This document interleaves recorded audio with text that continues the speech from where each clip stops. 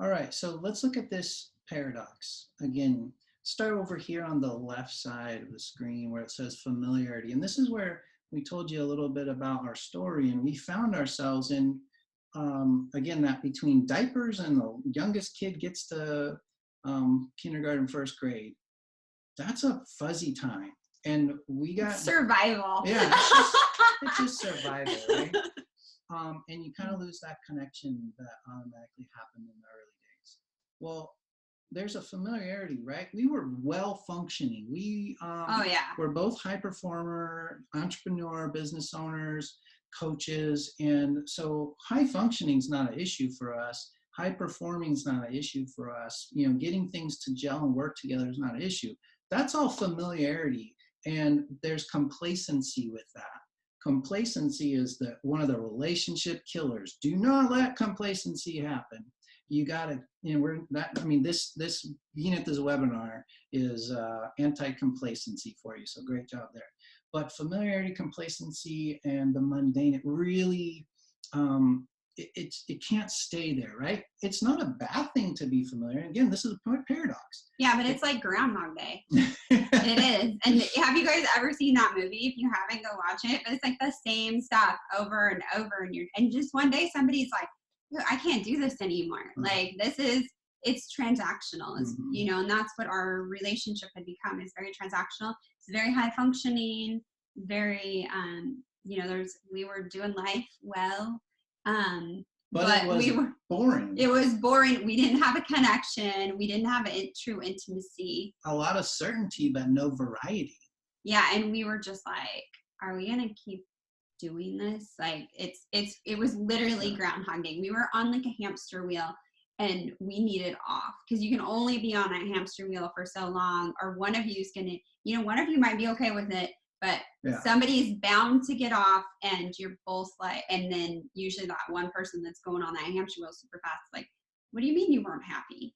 Mm-hmm. And that's something that you definitely, definitely want to put intention into, because you don't want to get stuck on that Groundhog Day hamster wheel, or you'll be, it's like it's a relationship killer.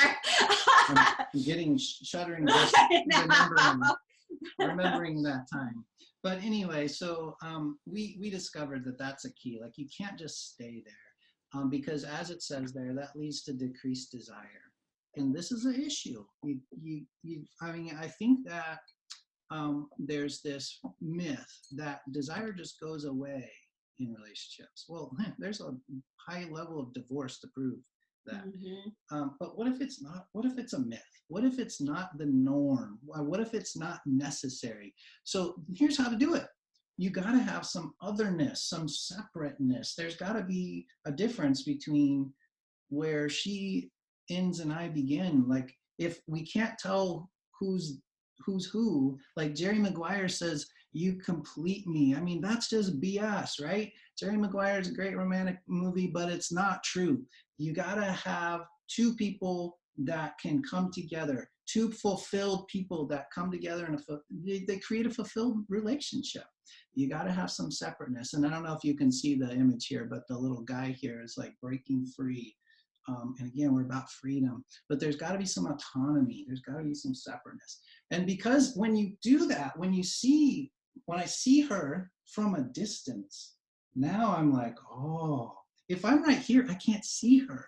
But when I see her from a distance, when I let her go out with her friends, not like I let her, when she goes out with her friends, and I see like how dolled up she gets and goes out with her friends, and she's out there being herself, and I see her from a distance, that draws me. That's the attraction that was there when we first got together.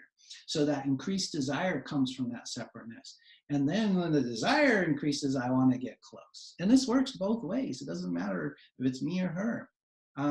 I know that a lot of times, right when I'm like, if I have a business meeting, I get dressed up in a suit and I'm headed out the door, a lot of that time's a trigger for her to like, she wants me right there. And I'm like, dude, I gotta go. Why right now? But it's because she's seen that separateness. She's seen me in my element. And so you get close, that's intimacy. Unfortunately, the intimacy lasts too long. You get familiar and you get certain and you get all this complacency again. So you got to be intentional about not parking it at the familiarity side. You got to keep going around the circle. You got to have close and far, and just keep doing that. Again, managing that paradox.